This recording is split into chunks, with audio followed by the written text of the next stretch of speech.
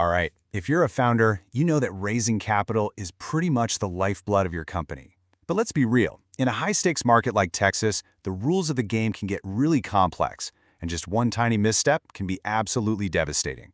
So today, we're going to break down Regulation D. This is your guide to raising capital the right way. Okay, let's just dive right in with a quote that should honestly send a chill down any founder's spine.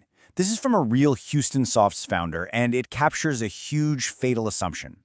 They thought because they were using safe notes, which, is a simple agreement for future equity, super common for early-stage startups, they figured securities laws just didn't apply. And they were dead wrong. And the price tag for that little misunderstanding? Over $100,000. And listen, that wasn't some government fine. That was just the cost to clean up the legal mess they had created.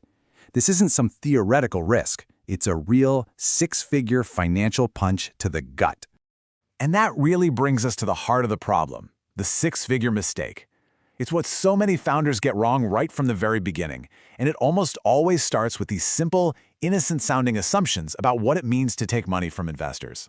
So what exactly is Regulation D anyway? The easiest way to think about it is like the startup lane on the fundraising highway.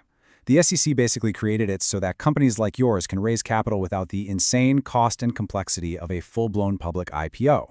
For almost every single startup out there, this is how you get funded. But here it is, the single most dangerous myth that founders believe, that Reg D is some kind of free pass. It is absolutely not a get-out-of-jail-free card for securities law, not even close. So here's the crucial point to get. Reg D just changes which rules apply to you. You are not escaping securities law. You're just choosing a different, very specific and regulated path through it. You are still selling securities, and you are still on the hook for being truthful. Okay, so what are the real rules then? Well, the core obligation is actually pretty simple. Even with this exemption, you are still legally required to give your investors complete and accurate information.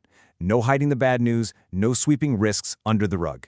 Now, for pretty much every startup in Texas, this all boils down to two main paths you can take: Rule 506B and Rule 506C.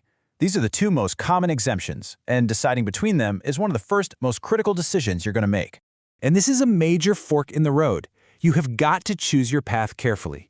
The decision between 506B and 506C is critical because each one comes with a totally different set of rules, risks, and requirements. Let's put them side by side. Think of Rule 506B as the people you know path. You can't publicly advertise your fundraise at all, but you can raise from accredited investors. Those are folks with a high net worth, and up to 35 sophisticated ones who have the knowledge to evaluate the deal. Now, Rule 506C lets you shout from the rooftops. You can advertise publicly, but there's a huge catch. Every single investor must be verified as accredited. You have to prove they meet that financial threshold. And believe me, each path has its own traps. For 506B, that word sophisticated, it isn't a vibe. It's a real legal standard. And more importantly, one casual LinkedIn post that says, "Hey, we're fundraising," can be considered general solicitation, and that can instantly void your entire exemption. Just like that, game over. The traps for 506C are just as serious. Having an investor just check a box saying, "Yep, I'm accredited," that is not enough. The burden is on you, the founder, to take reasonable steps to actually verify it. And yes, in Texas, state regulators can and absolutely do ask for your proof. So, you've mastered the federal rules. Awesome. But now comes the critical Texas twist. For founders here in this state, just following the federal rules isn't enough. There's another layer you absolutely cannot afford to ignore.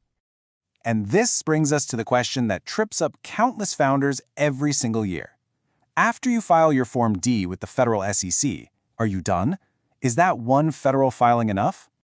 The answer is a hard no. In Texas, there's a mandatory three-step process. After you file with the SEC, you also have to file a notice with the Texas State Securities Board, and you have to pay a state filing fee. It's simple, but it is not optional. And make no mistake about it, Texas cares. A lot of founders hear this term federal preemption, and they assume it means they can just ignore state rules. That is a dangerous and very costly mistake. The Texas State Securities Board actively enforces its regulations. So how do you navigate all of this and actually protect your company? Let's turn to the solution. This is your compliance playbook, a simple framework to keep you on the straight and narrow. Okay, let's just run through this playbook. Look at that why it matters column. Choose the wrong rule, your marketing could be illegal. Fail to properly qualify an investor, you could blow up your entire exemption. And forgetting to file in Texas, that makes the whole thing invalid from the state's perspective. Every single one of these steps is a potential landmine. And these right here, these are the common behaviors that get founders into hot water. That revenue projection in your pitch deck that's maybe framed as a certainty, yeah, that's not just optimism. That could be interpreted as securities fraud. Casually mixing money from friends and family with investments from strangers, that changes the entire legal dynamic. These are the real-world patterns that get founders burned. And if you do get it wrong, the consequences are severe. We're talking about investors suing to get their money back, we're talking regulatory penalties from the state or the SEC, and as you can see, the very real risk of personal liability for you as a founder. Your LLC does not magically protect you from everything. So it really all comes down to this one simple question. After seeing the rules, the risks, and the stakes, you have to ask yourself something, and be honest. Is your pitch deck an asset that's building your company's future, or is it a liability just waiting to explode?